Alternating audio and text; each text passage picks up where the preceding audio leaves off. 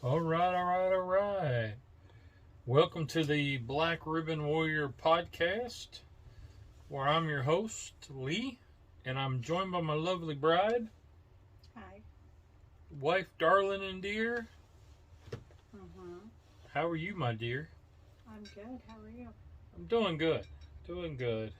Been kind of a tiring week.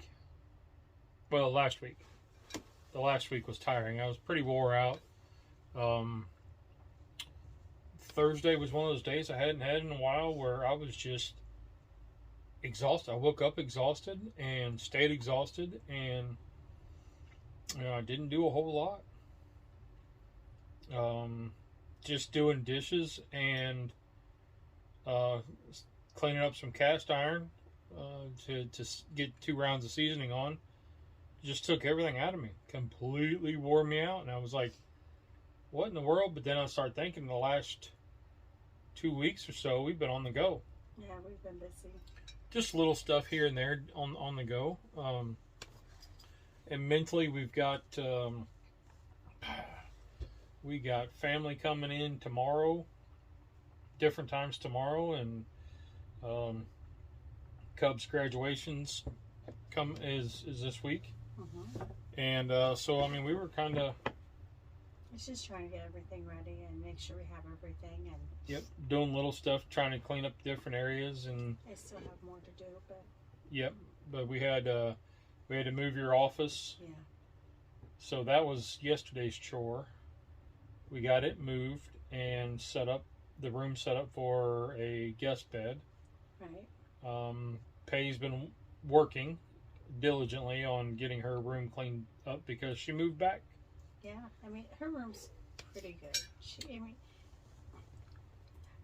Pay lives in her room, so in order to kind of move her out of her room for a week and a half, it takes a lot because she really lives in her room. Yes. You know, there's drinks and snacks and laundry and clean laundry, dirty laundry, and we moved a whole dorm room back into her space. Mm-hmm. So there's totes and there's the organizational kind of stuff she had in the dorm is now in her room, and trying to fit the dorm into her room with the her, stuff with her stuff. Yeah, that she had prior. Been a week. So it's just been busy. Yep, and so yeah, we've been slightly busy.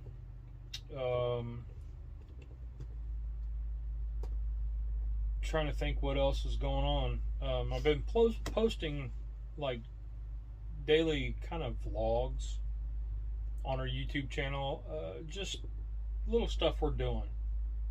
I'm kind of showing, what our little life is like on a day-to-day, and what it's like, things we have to think about being melanomanized. Yeah. Is that a word? No.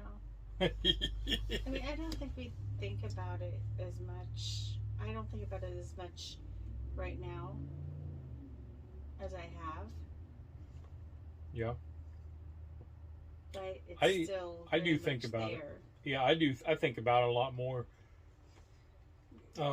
Like if I'm going to take the dogs for a walk, I got to make sure that I wear tennis shoes with socks, and because I tore up my feet when cutting grass the other day with no socks on, and the work boots are slide-on work boots that I had from when I was employed, and they tore my feet up. I got blisters, and we won't get into all that. But anyway, so I think about it when I have to go outside and walk the dogs. Do I have a bucket hat? Do I have, my long sleeve shirt on? Do I need to wear sunscreen if I'm wearing a short sleeve shirt? Like that kind of stuff. The answer is always yes. Yes. So, as you shared on Facebook, and I thought this was funny that you shared it, that the clouds do not block That's true. the UV, and that is your excuse. You're like, it's not even sunny. I'll be fine. Yes, and you know. I mean, typically you wear a sun shirt, but it's like the other skin. It's your legs. It's your face. It's your ears. It's your neck. It's your hands. And since this, I think about all that. Like I went out to work in the garage today, and I was just straightening up from the weekend, and we have the graduation decoration supply. Graduation decorations. I moved them out. Well, but we had all this stuff kind of laid out in the way, and then as you moved them into the house, then there's still stuff there that couldn't get put away because the other stuff was there. We still have stuff from where Peyton Pays moved in or moved back, and this is the stuff that she doesn't need until she goes back. Right, like there's no sense of putting a refrigerator upstairs. Right, so now it's making room around that, and then my buddy's Blackstone, 36-inch Blackstone's in the garage, which I didn't have room for, but due to some circumstances that we don't have a way to get it back to his house, it's at the house. It's still here, so we're using it on our Sunday morning shows. And anyway, so I was out there working today, and you know I had my bucket hat on. And you know, so I was thinking about that. So, but so what another topic? So that's a good topic.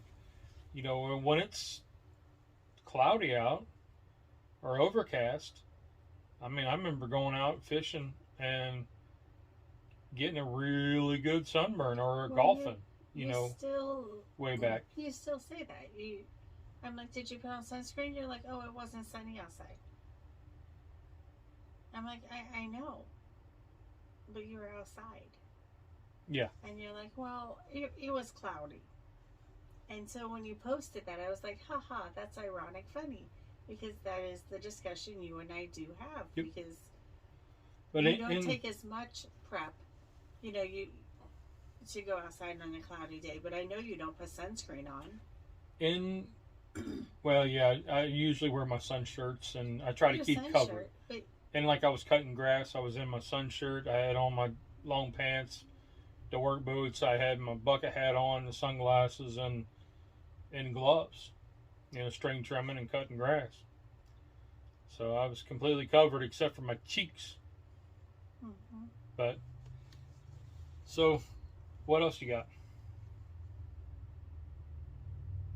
You always do this to me. I know. And I worked all day, not at home. I know. I think about this, you know, a little bit more because it's kind of like my prep work. And I've got to say that Facebook group that I joined has been a wealth of knowledge. People sharing their stories with us.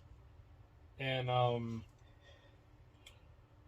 lot of people asking questions. Some of it is just a place to go to where some people are just going to crack a joke and laugh.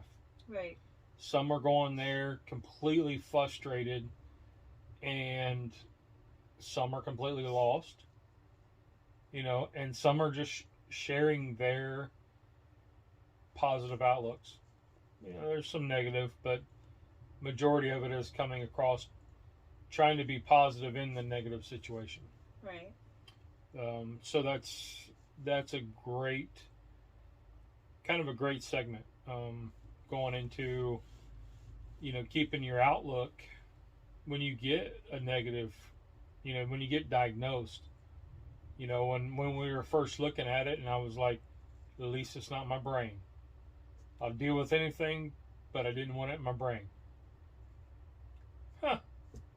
Well, how did I know that life was going to give me the finger and tell me that, oh, it's in your brain, haha. Right. So, in that situation, I was like, well, shit. And that's all I said. You know, we went to our group on Sunday, and we were talking about, you know, the do the work and be strong, and then be strong and do the work kind of discussion. Yep. And I was thinking, you know, that's the one question we got asked a lot was like, how are you guys doing this? And I think it was being naive, a little overwhelmed, Mm-hmm. having faith. There wasn't another option. Yeah. We didn't have another option. We were going to do it. One of the things we had to do it. One of the things that keeps coming up is when you're asked in the cancer memes or whatever you want to call them, they always say you don't know how strong you are until you have to do it. Right. And like my choice, you know, you talked about the dare I call it the hierarchy of complaining. Yes. And if it started with me being negative Nelly, then nobody wanted to be around me because I was crappy all the time. Right. But if I had my positive attitude, then we noticed that people would want to talk to you. They wanted to see how you were doing. You know, because they were almost inspired by how we were so positive. Because we weren't looking at, oh, this is a death sentence. We were looking at, well, thank you for today. Yes, but I know that for me talking to you, I always tried to be very positive. Yes. But I needed people that I could be negative with. Yes. So that because I had fears. But hierarchy of complaining, I couldn't complain to you. Yep. And I wasn't going to put that on our kids. So I could call my friends, my sister, and be like, okay, everything's good, but here's what I'm concerned about. Mm-hmm. Because I almost have to prep and think about, what if this doesn't go our way? Because I do not like to be surprised. No, I know. I do not like to be sidetracked. I don't want to be in a situation where I was breathing positivity down your throat. And we are not going to discuss anything negative, and then negative happens. Right. Because not only would it have derailed me, but I have to keep the kids railed. Yep. And so I needed outlets to be like, okay, well, what happens when the shoe drops? You know, what happens? How do I do that when the shoe drops? When this turns sour? Mm-hmm. And it's not, I mean, I hope it never does. I hope I never have to make those plans. It is. But I know those are plans that I have to be prepared to make. Mm-hmm. And to think all the way kind of through it. Because if I go into anything without a plan of some kind, it's completely overwhelming for me. Yep. And it's already going to be overwhelming for me if we have to make the plan. So it's like... And there's a lot of... I don't want to say studies, because I don't know if they're studies, but a lot of stories where somebody that was diagnosed and had a negative attitude, they went downhill fast. Right.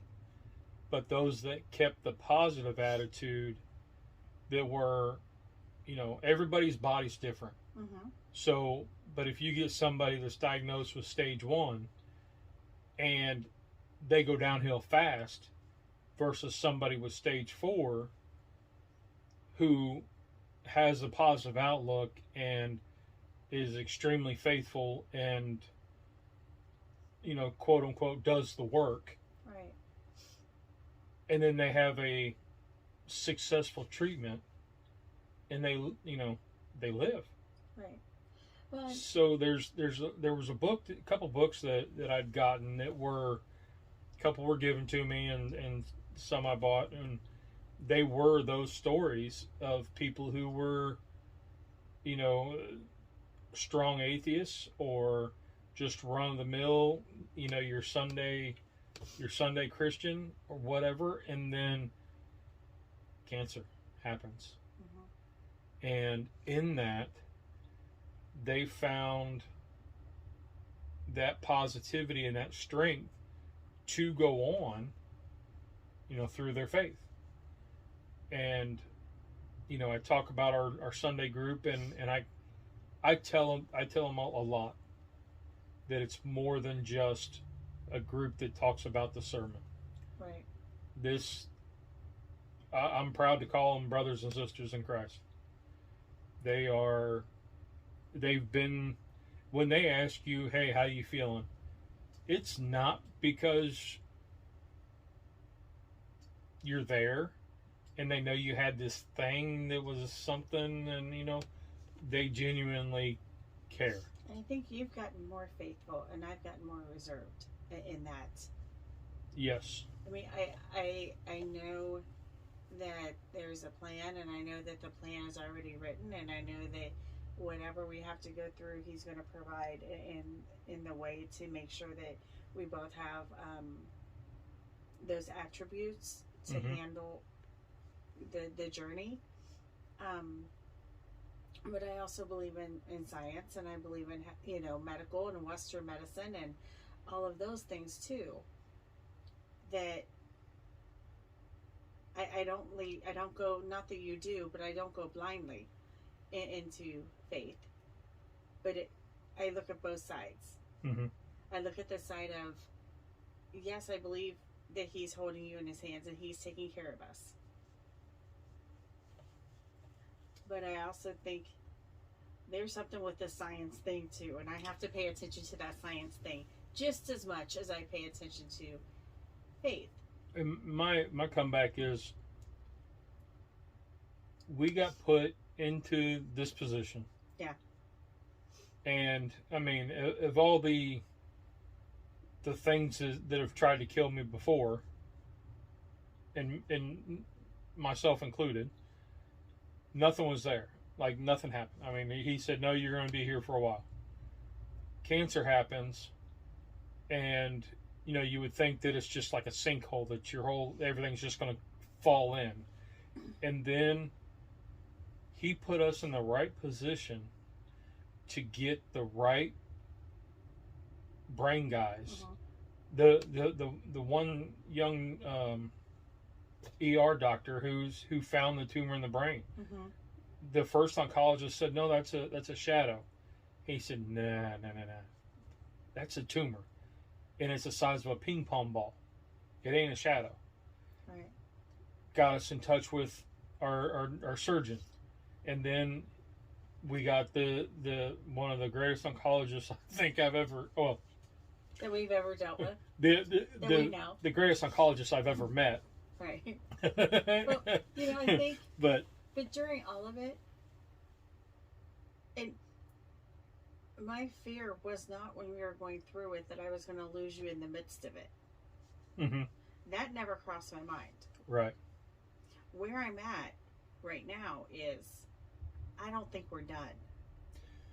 Yeah. And it's that fear of, I don't think we're done. And I don't see signs that anything's flaring. But will I be cognitive of the fact when it does flare? And so that's what it is. It's not because we're finding that I don't think anything's going to happen now, and I don't think it's going to happen next month, and I don't know if it's going to happen this year, and I don't know if it's going to happen the year after, but I don't think we're going to escape.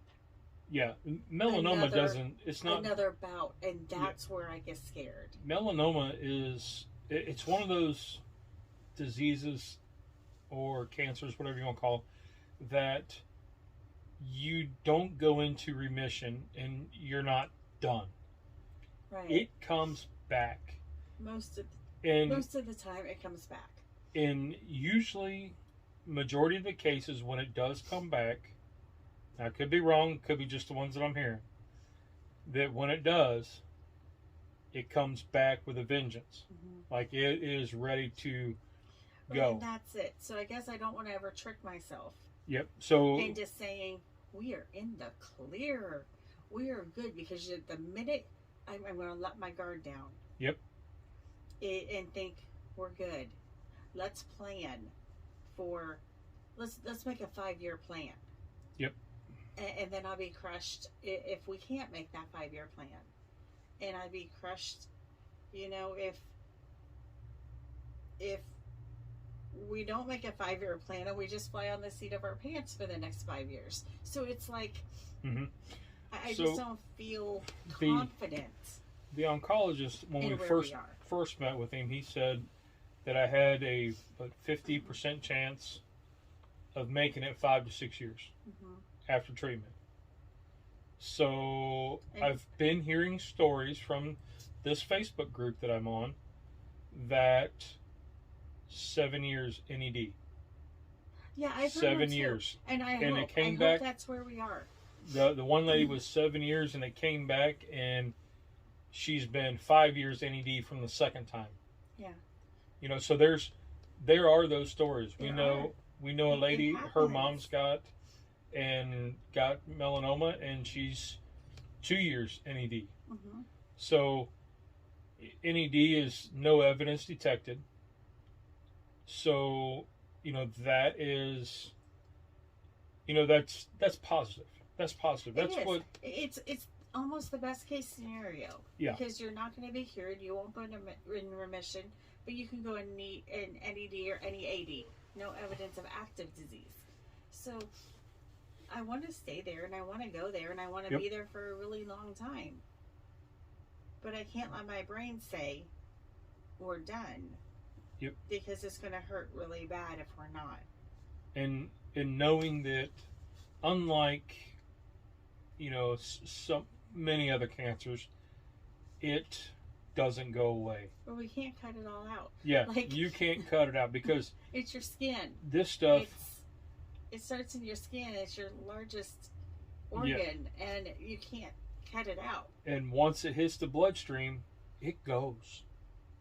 It goes. And that was one of the reasons why I'm doing this podcast, is I think that we, for lack of a better term, dodged a bullet. Mm-hmm. I mean, it's been rough, but it could have been worse. And that's always been something that, no matter how bad I felt,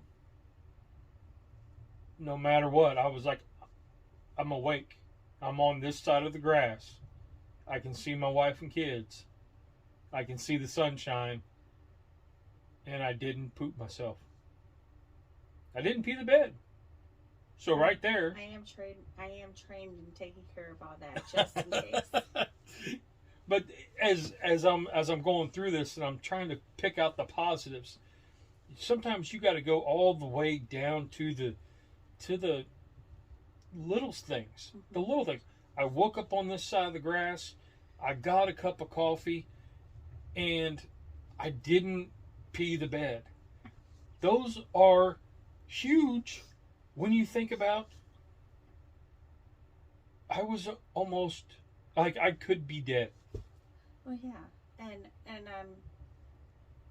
I will celebrate every happy thing. I just know that I have to have a little reserve back there. Yep, you gotta you can't lose. I can't lose that grit. This side of reality. Yep. Of what could happen, and knowing that it's not a could happen like we could win the lottery. It's not that crazy of a no. It could happen. But as a warrior, as a fighter, the Spartans would go into battle, and they would be like, hey, if I die today, mm-hmm. great, but I'm going out fighting. Well, and we said we're going to start working on doing all the things that we kind of put off in the last year and a half, because we have good now, mm-hmm. We're doing well now. So let's do the things now, and let's build off this now to that now to the next now to the next now. That way it's not like we're sitting here waiting for that shoe to drop. We're Yep. continuing on with our lives, and we're doing things. And there are days it doesn't cross my mind that you're sick. Yep. And then there are days that it is quite evident that you are not the same, and that's okay. But it's less. It's getting less. Yes, and as we're getting farther away from, or farther into surveillance mode, and we're approaching we're 4 weeks out from scans. Yeah, we are. We are 4 weeks out from scans. That's always in your mind, and you're like, what's this going to show? What's this going to show? I've been without treatment for so long now. I mean, we're talking 5 months. We're talking 5 months now. Yeah. Without treatment. Is this going to be it? You know, and you don't know, and you want to be positive and be like, hey, if this is what the Lord's going to give me, then that's what we're going to do. Because we're going to fight. We will do that. It's just we're allowed to be afraid at the same breath, and I think we would be fools to not have a little bit of fear. Yep. I had that moment of take my breath away when I got the text message that there was an appointment, and I was like, no, I can't go to that appointment, and then I call. I check into that appointment, and it's a scan. It's an echo. It's not a real appointment. It is a real appointment, but it's not an appointment I need to be present for. All I would do is drive you there and sit and wait for you. Yeah. So. It's an echo, so they're just gonna basically an X-ray of the heart. Well, like an ultrasound. Yeah, the ultrasound. But I was just like, oh. Which I learned. And it was almost a reminder of it's coming back around. Which I learned that the ultrasound on the heart is done with the paddles and not the probe. Well, I think you're an idiot to think that it was the probe. I will remain strong that I wish you would have shared that with me, because I would have told her. I would have told that technician to mess with you. That poor nurse. So for anybody, I mean, I think we shared it. You did. And it was hilarious. But I go in for my echo, the first time I ever had one. And she's like, we're going to do an ultrasound. Now, mind you, our daughter had one, and you were in the room. But it didn't. No, I know. But the dots did not connect. Like, our kids have had ultrasounds of their neck, of their heart, of their body, and you've been in the room. And you never thought, ugh, I probably shouldn't be here. This is this. But for you, it took you a huge turn. And, I mean, I'm still, brain fog and all that. So, my mind is all over the place. And fragments of life before have been coming up and anyway. So, I'm remembering fragments and forgetting big chunks. So, we're in there, and this lady said, well, we're going to do an ultrasound. You know what that is? And I went, oh, what? She said, an ultrasound. And she's plugging me up and all this stuff, and I was like the patches on your chest or whatever. EKG patches. And I was like, are you, getting a wand? And she's like, what are you talking about? And I said, the last ultrasound I remember, which at the time it was, was my wife was pregnant with her youngest one, and the doc pulled out this big wand thing with a camera at the end of it, and I was traumatized. Because as a guy, what is that and where's that going? Okay, can I just stop it for a minute and say, I'm glad it traumatized you just to watch it, but you didn't think of, dang, babe, did that hurt at all when it happened to me? This is my story, honey. I'm just saying, you didn't go at all. Well, no, was that uncomfortable for her? As a guy, you go, whoa, where's that going, and how am I supposed to compete with that? This has even got a camera on it. Hello. I so wish I could have got to her before you did. So anyway, Guys will know. So I'm like, okay, and she starts laughing. She goes, no, well, it's not going anywhere in there. And if it was, there would be more than just me in here. And I was like, all right. And she was just kind of like taken back and kind of nervous the rest of the visit, trying not to laugh. I wonder why. Yeah, trying not to laugh. So when we go to the oncologist, and I'm like, hey, dude, he says something about the ultrasound, and he said, well, hey, this all looks good. And I said, oh, by the way, mister, you didn't properly warn me. He goes, what are you talking about? So I tell him what happened. And he almost falls off the stool. We had to stop the appointment so he could laugh. I mean, yeah, he laughed. I mean, laugh, the head little on the table, the little stool that they roll around on. He spun around and fell backwards, about hit his head on the desk, and he's laughing almost to the point where he's crying. He's like, okay, you take the cake. That is the best visit I've had all week. He goes, and probably all month. He goes, I don't think it'll get any better than that. I think he was probably waiting for us to leave so he could go text his doctor friends and be like, guess what this idiot thought. you won't believe what this feller did. But that goes back to our positive outlook. I mean, we found that laughing through this, not at it, but through it. Well, there are sometimes you just have no other emotion than to laugh at it. Right. Seriously? Okay. You've taken all of my other emotion. You've taken it. Until we have to deal with the insurance, and then you laugh when I have to make the call. Because you're when you deal with the insurance, it sets the tone for our whole day. And I'm like, yeah, it does.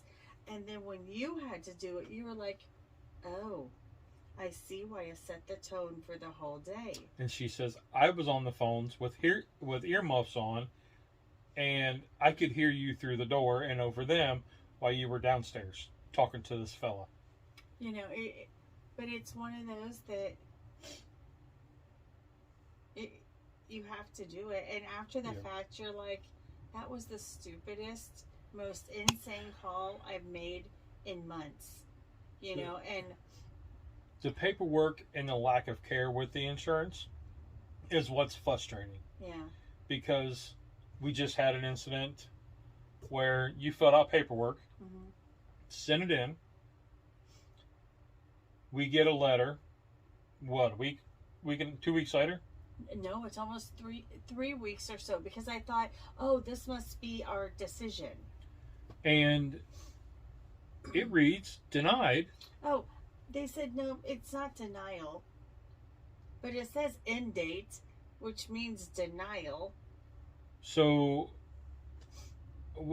she calls, and they're like, well, you didn't send the paperwork back in. She goes, yes, I did. Here it is. We had it to where you had to sign for it, and we have the tracking number. So, because I personally sent it out under her instructions. And they're like, yeah, we don't have that. And she goes, it arrived 4 days ago. Oh, well, I don't have it on my desk. So we're pushing it off to somebody else and making it their problem. Well, and you have 3 weeks for it to get from the front desk lobby up to floor 38. He really doesn't know this. No, I'm just guessing. Office number 109, and to this lady's desk, who only works on Tuesdays and maybe on a Thursday. Well, I just need it to be all straightened out by June. I mean, that's really kind of where we are. Yeah. We need this to be straightened out. So, which is paperwork that we shouldn't have had to fill out, because we were already, the end date shouldn't be for another year. So, it is what it is. Here's the problem, and this is what people, I don't think people understand, and maybe being that I'm on this side of it now, I can kind of say some things. Some insurance companies they're making decisions based on a formula. Mm-hmm. And the people making the decisions are high school graduates. Yep. Based on the formula. And did you check all the boxes? And was this done and that done? I'm not saying all of it. I know there's some medical people who are doing reviews on things. But there's some people who are making decisions that don't have medical training. Right. And you know, I'm seeing it like on my side with what I do. Like I have managers calling, or you know, calling and yelling like, why did you approve this leave for this person for so long? That's ridiculous. And I'm like, well, I understand that 6 or 8 months seems ridiculous to you to hold a job for someone, but I've treated that disease or that illness. And it's come from somebody who doesn't know and doesn't care because it's not them. And I'm like, they're lucky to be alive, not alone the possibility they're going to be able to come back to work. Or I have, you know, employees who have terminal diagnoses and they don't know that they're terminal. Like, I have ALS, I have Parkinson's, and I'm going to come back to work. And I'm like, no, you're not. No, you're not. You're not going to be coming back to work in this capacity. Which, you know, in my situation, I thought I was going to be back to work in no time. Yeah, and I kept telling you, we're going to make a decision in December. And once, I mean, I called the superintendent and I was like, hey, here's our situation. You know, long term is not an option because you guys don't offer that and never told us. So my short term's up. He said, well, we can work something out because we've never dealt with this situation before. And, you know, thankfully some other paperwork went through and, income was, what do we want to call it? It's not comparable. No, but it got, but it's doable. It got, subsided, I guess. I don't know. But anyway, so then I didn't have to go back because I would have pushed myself and I would have went back, but I couldn't drive. Mm-hmm. At that point, and that was a big discussion. Like at that point, I couldn't drive. I remember telling you, if you really feel the need to go, I will take you to work and I will pick you up every day.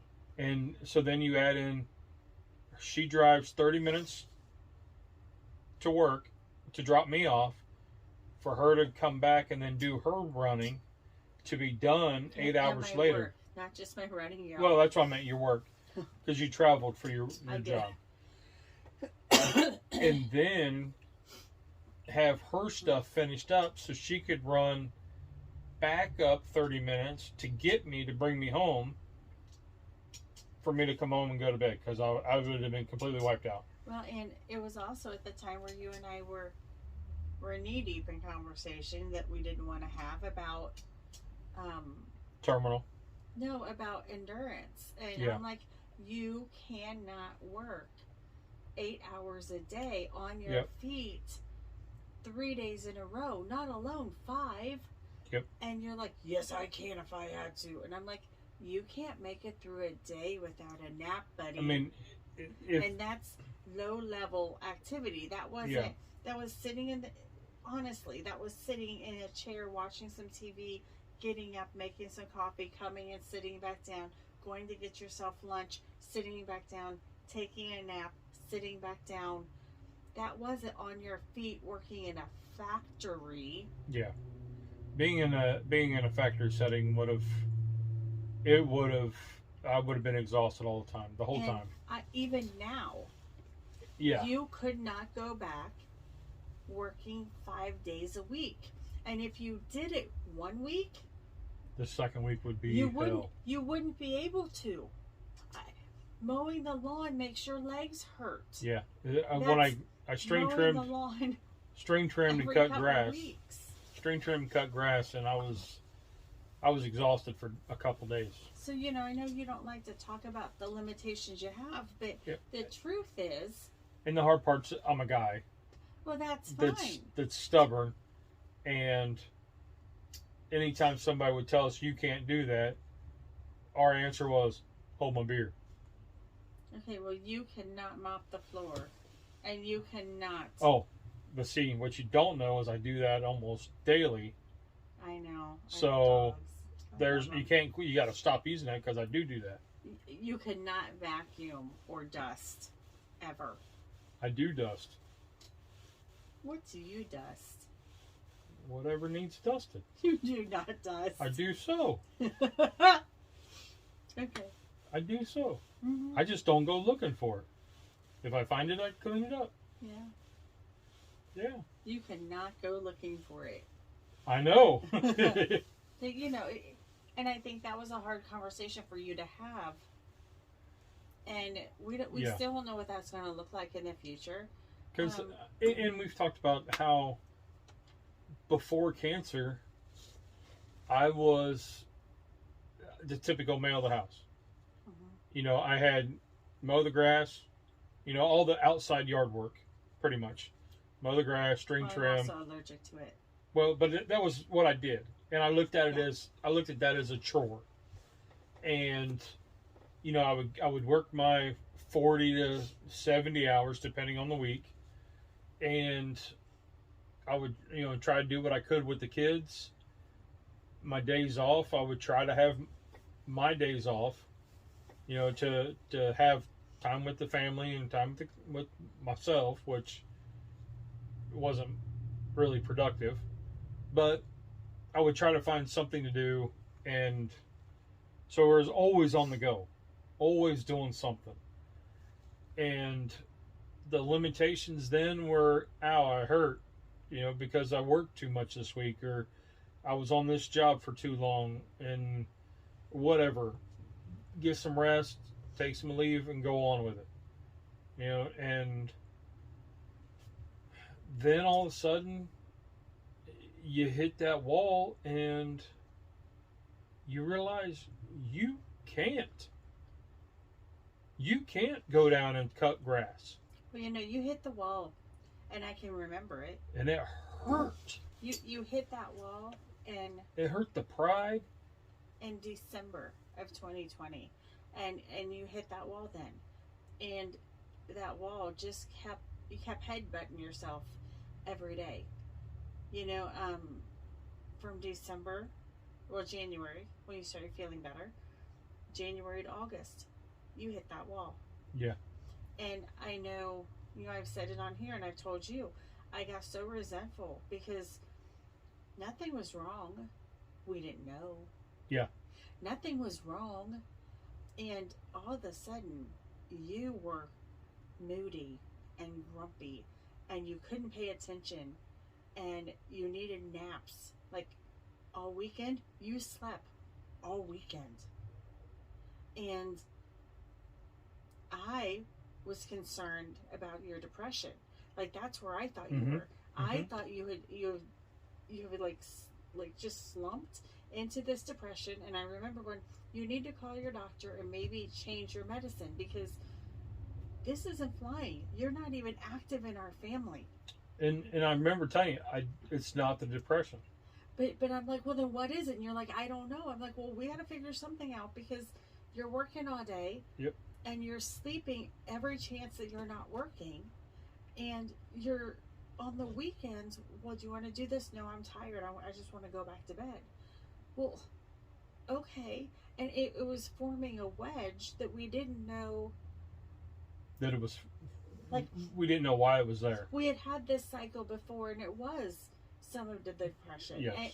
And it was some alcohol. You know, there were other factors in this play that I was like, well, you know, I've been here, buddy, and I'm not waiting around. Yep. And so I went and did the stuff I wanted to do, and that's what I did. And then when this all came, it was like at that lightning bolt of, oh my gosh. Yep. But then it made sense to you too, because you were also like, I don't know why I'm like this. Yep, and I think when the first lady was talking and was mentioned lymphoma, I was kind of like, oh, and then you were like, oh, because at that moment, not only was it cancer, but it was also the light bulb that went off for the whole reason why I've been feeling shitty for the last 8 months, but, and all that resentment that you've been building up was like, oh.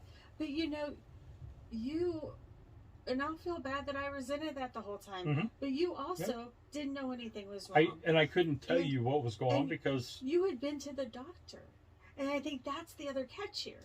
So I'd been to the. You had been to the doctor every 3 months for your checkups. Well, and so yes, it was COVID, and so in December that messed it all up. No, it was March. You went in December 1st. No, it was March, I think, when I went and asked her about. You went in, no, you were in there because we had you COVID tested every other week because you weren't feeling better. But I showed her the lump, and she was like, "Ooh, I don't know what that is. Let's see what happens." We haven't seen this with COVID. And then when I did go back, she was like, "Oh, you still have that? We need to get that checked now." But then it slid. And there was in that sliding, because that was in March. Mm-hmm. When everything shut down, the appointments to get it looked at became scarce. Yeah, they shut everything down. So the ultrasounds that they were wanting to do and the other scans, prelim scans before the big MRIs and stuff, never happened. So we started, late because of everything being shut down. You had blood work in December. You had blood work in March. You had blood work in July. And nothing... And I know this. So... Nothing showed. So when you because there was nothing to show. When you go to the family doctor and they pull for your blood panel, there's only so many tests that they're running. Well, they did CBCs. There's only so much they're looking for. Mm-hmm. So unless something is completely, out of whack and flashing at them in neon green, they're not going to see it. And... because they're not testing for that. But here's the thing, because I pour over your blood work, and I do this. Yes, the blood work now. But your blood work, even at the height of your cancer, wasn't weird. But and it's what they were looking at. They weren't looking at. But CBC, okay? CBC does your white blood cells, your red blood cells, your platelets, your hemoglobin, they've remained pretty much the same since 2020. So you wouldn't be able to see there. Even all the ones your oncologist does, now he can pick your thyroid, but that doesn't mean you have cancer. It means your thyroid's shot. Right. It doesn't have a thing to do with your cancer. Your liver panels, when that's crazy, has nothing to do with your cancer. It's something with your liver. So even the ones he does, he won't look at the blood work and say, "Oh, the blood work's telling me we need to do more scans," because your cancer, it doesn't really affect in the blood work. Right. Or if this was leukemia, boom, that is such a blood-borne kind of cancer. You would look at that. So again, when the thing was, when the lump was dismissed kind of under your arm as a weird COVID thing, we've never seen this, and then it took so long, and I would bring it up to you, and you're like, "Yeah, it's still there. But did you make that appointment? Oh, I forgot." It was kind of just brushed under the rug. It was not a big deal, and we were like, "Well, okay." You think that your doctors will pick up on all of these signs that something's wrong. And it's something that was outside of her norm. Right. And I think that's what I'm getting at. I have some problems, but it's not her fault. It really was the time where everything was messy. Yep. And this could have a whole different thing if we weren't in a messy time, but we were, and it is what it is. But I guess what I'm getting at is, when I tell you that I was resentful of some of those things, it wasn't because I'm a bad person, or I had unrealistic expectations for you. We were going to the doctor and they weren't finding anything that could explain it.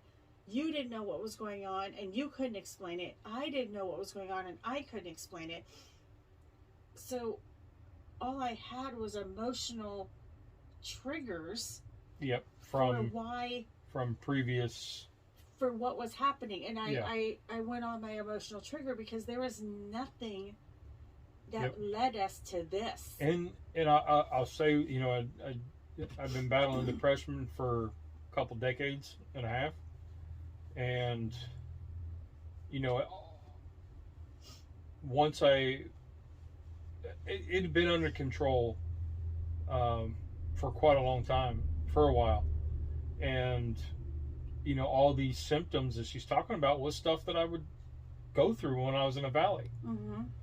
And so it was easy to think that I was falling right back into that routine, but I wasn't drinking to try to drown the depression. So it was, he's just sleeping. Yeah, so, well, and it took you a long time in the first battle to agree to try something to help that. Yeah. So I really did. I was like, stop being stubborn, and it's okay to change it, babe. And I'm sure she was looking to find the beer cans or something, or the whiskey bottles, and didn't find anything because I wasn't doing that. But I mean, that would have been a normal reaction. Yeah, you know, I knew what came in, and I knew nothing came in, so I was like, gosh, and I would have smelled it on you. You know, like, there were all these things, so I knew it wasn't that, and I was just like, I'm not sure what it is, but all I can think is, this is so similar to before, and it's a cycle. I was physically wore out, and, you know, forgetting stuff, and I get told all the time, oh, I forget things all the time. Well, you're 20 years older than me, or you're 90, you're 94. You know, like, come on. I'm not. Right. You know, so, I'm in my mid-40s. I shouldn't be. And it wasn't just conversations you were forgetting. It was everything. Like, you know, we said the last day before all of this, before our lives changed, you couldn't figure out how to use the microwave. Yeah. Like, my words had no meaning. I could have just been going blah, blah, blah, blah, blah, blah, for as much as I said the microwave's broken. It doesn't work. Yep. You know, so it wasn't just like, I told you we had plans and you forgot. It was, it was things that you weren't typical for getting things. I don't know. Like, where's the remote? What does this do? Like, there were times you just would look at things and be like, I don't know, where'd this come from? You know, and it's yours. I'm like, what do you need? I don't know. Yeah, I have no clue. I don't know. And it's funny now. This is really funny now, and it wasn't, I know it bothered you. But you were starting, and this happened after surgery too, but you couldn't pour anything. Like, your depth perception was so off that you'd go to pour a cup of coffee and it would end up like all over the counter. And I was like, what is wrong with you, babe? Like, turn the light on if you can't see it. It's still like that. Like, some mornings. There are still days that I find it a mess. Well, not a mess, but like, I always clean it up. But, I mean, there are some mornings where I come down and I have to set the coffee cup there, put the pot on, like, the lip of the pot. On the cup, and then raise up. Mm-hmm. So I don't make a mess. But you would pour it like down the side of the cup every day. Yeah. I'd be like, damn it. So we would just be like, here, let me get your coffee. But, you know, and it was stuff like that there. I'm like, this is not normal. Yeah, one of the things that it's been really hard in this new lifestyle, that's what I start calling it now. It's the melanoma lifestyle. Is, you know, there's no instructions on anything. So, and everybody's lifestyle is different. And, you know, I got to think about all this stuff. And when we think about driving, it's like, how busy is the traffic? You know, what's my blood sugar? Because if my sugar's high, then my eyesight goes a little, woo. So I have to watch that too. You know, at nighttime, do I have my yellow glasses? Because those work. So I have to wear yellow not sunglasses, but like work glasses to help dim the lights from the headlights at nighttime. You know, and what's the traffic going to be like? Do I want to get on the interstate? Nope. I avoid the interstate as much as possible. You know, just going across town, it's like, try to take the less busy ways. Mm-hmm. Do I forget where I'm going? Yes. All the time. Mm-hmm. Is that frustrating? Yes. Yes. I really think I need to put Life 360 on your phone, just in case. And you know, these are things that I never, you know, that you take for granted. Mm-hmm. When you don't have these, an issue. You don't think about the guy who's stuttering to try to find a word because everything just went blank. Yep. The whole thought, everything gone. You don't think about that. Mm-hmm. And I get stuck on words a lot where I had a comment for everything. Mm-hmm. Now, you know, I can't say I miss all of it. Yeah, and a lot of it was dumb, smart aleck comments, you know. But now I'm like, I can't even think of the word I want to say, so forget it. Well, you know. But I've been very blunt and honest and raw. And it's a good thing and a bad thing. But, you know, this has taught me a lot of lessons. And one of those is,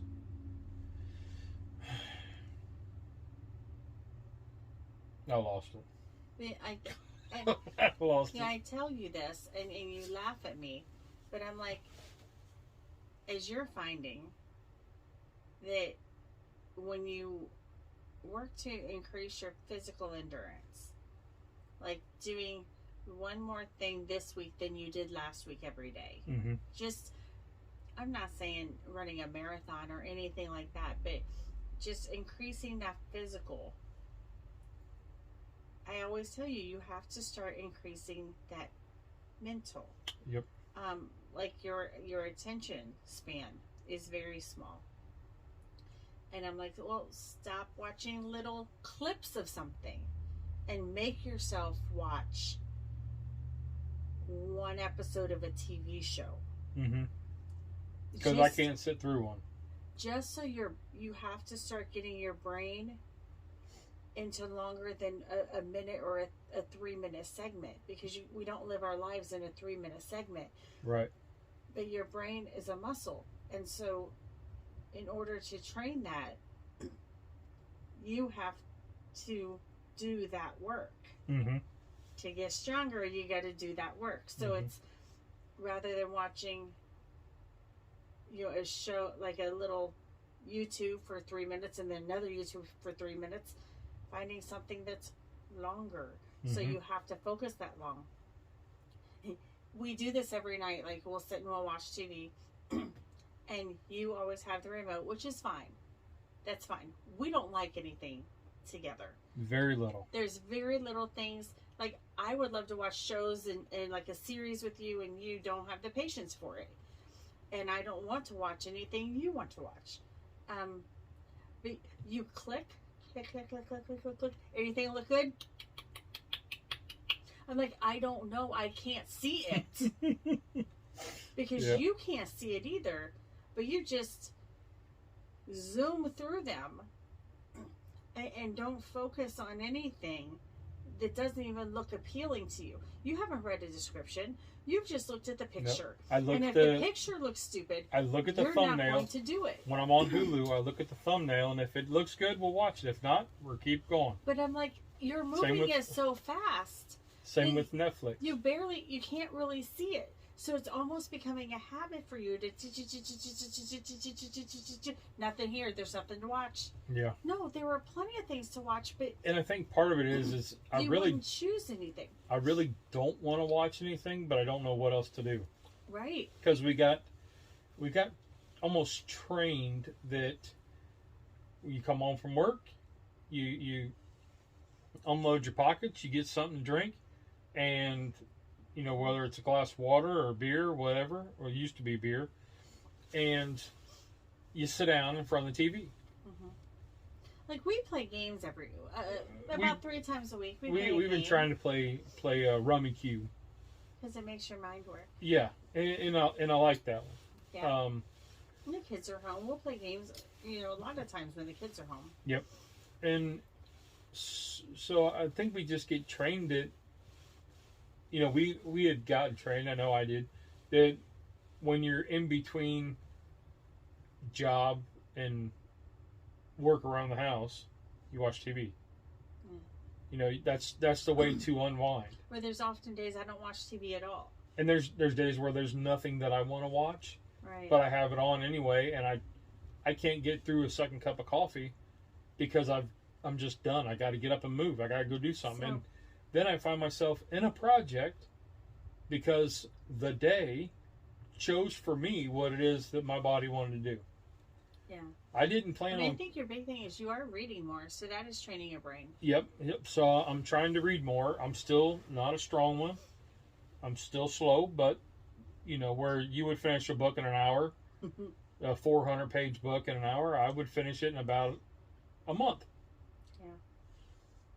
I read pretty fast. Yeah, and I'm not a strong reader, but I'm consistent. And it seems like, you know, it's just whatever the day chooses for me. Yeah. Like you know, the other day I was sitting there and I was like, I am just wore out. And my body said, you know what? We'll deal with it.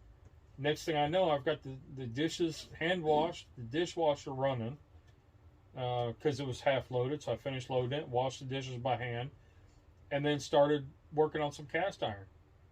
That's not what I set out to do first thing in the morning.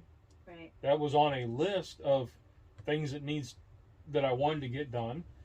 Not that I wanted to get it done right then. And next thing I know, I'm sitting here, can't get through a second cup of coffee, and then I'm down here scrubbing this cast iron and trying to get it ready to season.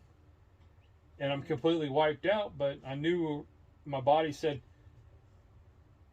you know, you're wiped out. It's doing the work. The oven's doing the work while you rest. Hey, that works out. Yeah. Mark it off the list. You know, I think it's just learning all the time. You know how it's this new life. How to change and how to adapt and how to. This new lifestyle. You have to learn your boundaries.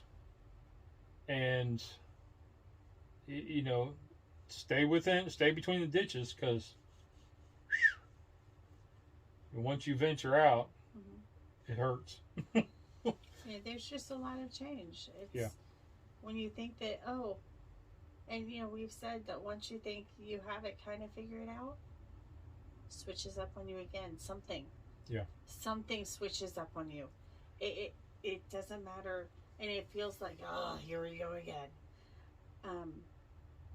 With, here's a new challenge. Or, I thought it was getting a little too easy for you for a minute. Let me throw you another wrench. But in all those, we say, hey, every morning, thank the Lord that I woke up, that He allowed me to wake up on this side of the grass. You know, I do that every morning. Every time I get up, you know, after a nap. You know, it's a small blessing, and you start counting the small blessings, and it's hard. We're a lot quieter now. It's hard because that's a big one. Yeah, because I don't know how to express my feelings. Because I didn't grow up that way. I didn't grow up where we were an open tell everybody how you're feeling. We were like, suck it up and go on, rub some dirt on it and let's go. We got things to do. And I am a teller, and I am a feeler, and here's how I feel, and this is what I think, and this is where I am. And so, learning, basically kind of, learning my limitations, where if I'm out in the garage, I have a few hours. Like today I was out there working. I had the time that I started the grill. Excuse me. Till the chicken wings were done. That was my time outside. That was my work time outside. Right. And then I was like, okay, I'm done. Let's go inside. Let's do a couple things inside and go take a shower, and let's call it a day. Was that right? Well, it's 80 degrees outside, and so it was warm. Right. So, hey. But it's getting moving. Yeah. So, guess that's the big takeaway for the night, is to count your blessings and stay strong. Look on the bright side.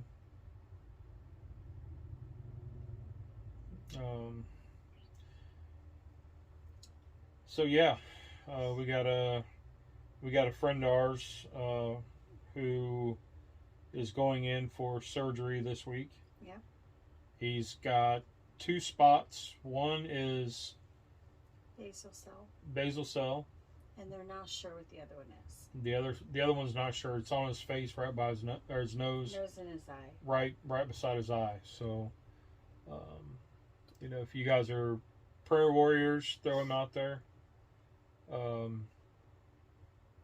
And what I noticed with him, and I was talking to another person who has just recently been diagnosed with bladder cancer. Got it removed and had to go in for the second scraping, because what they did is they found a 5 centimeter basically tumor that looked like a head of a cauliflower. And they went in, they cut it out, and they had to go in after it healed to do another scraping of the bladder wall to see if it spread. And fortunately, the results came back that it did not. So my advice to him was to count your blessings, because you just dodged a bullet. And it got thrown out. It got mentioned at the church that he goes to, and so people were coming up, and he actually had a couple people's stories, testimonies, get brought up to him over the exact same thing.